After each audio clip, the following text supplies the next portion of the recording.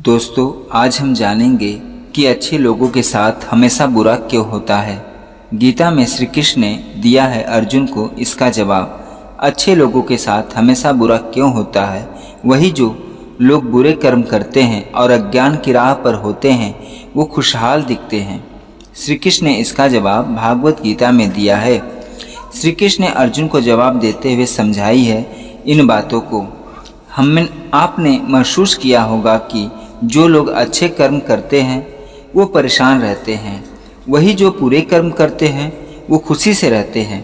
अच्छे कर्म करने वाले परेशान होते हैं कि आखिर उन्हें इतनी परीक्षा क्यों देनी पड़ रही है, जबकि जो अधर्म की राह में है वो खुश हैं और ज़िंदगी का मज़ा उठा रहे हैं।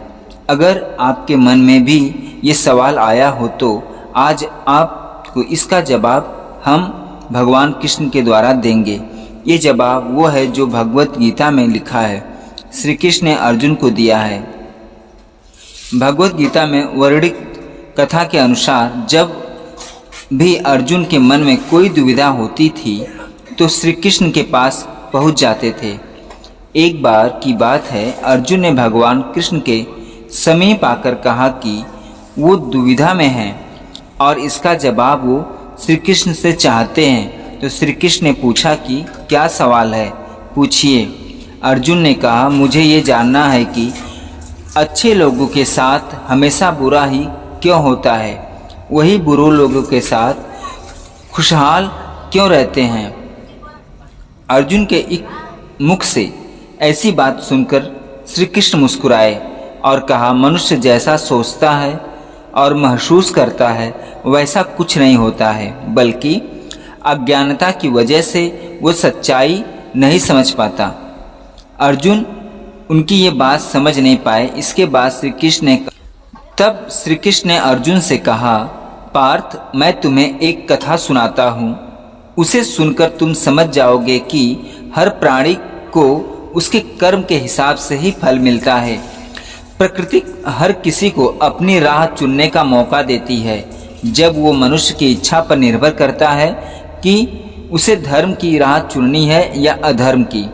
कथा अब शुरू करते हैं। श्री कृष्ण ने कहा, एक नगर में दो पुरुष रहा करते थे।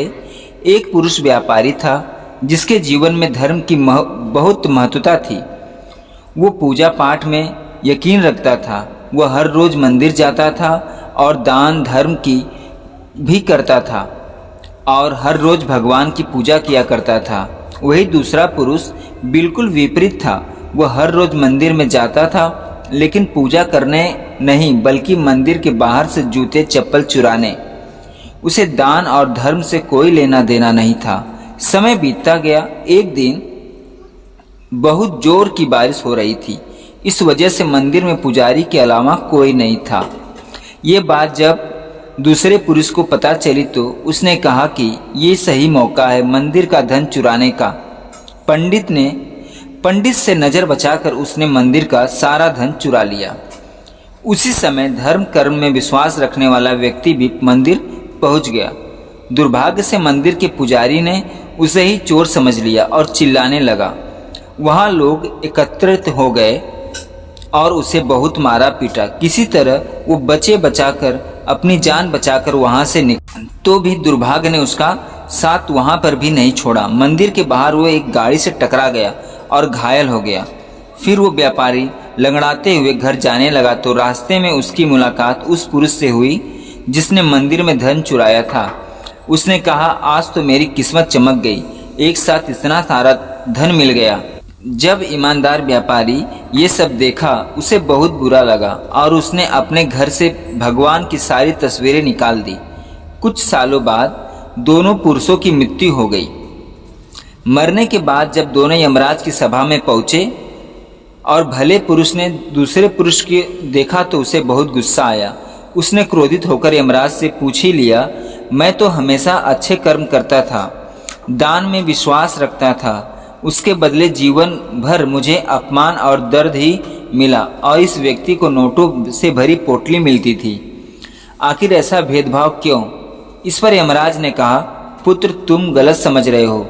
जिस दिन तुम्हारी गाड़ी से टक्कर हुई थी वो दिन तुम्हारे जीवन का आखिरी दिन था, परंतु तुम्हारे अच्छे कर्मों की वजह से तुम्हारी मौत सिर्फ एक छोटी सी चोट में बदल गई। तुम इस दुष्ट व्यक्ति के बारे में जानना चाहते हो?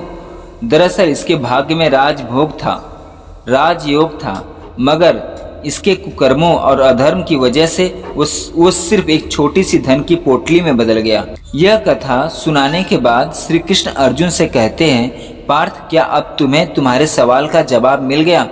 ऐसा सोचना कि भगवान तुम्हारे कर्मों का नजरअंदाज नहीं कर रहे हैं, ये बिल्कुल भी सत्य नहीं है। भगवान हमें कब क्या किस रूप में दे रहा है मनुष्य को समझ में नहीं आता है, मगर आप अच्छे कर्म करते रहें तो भगवान की कृपा हमेशा बनी रहती है।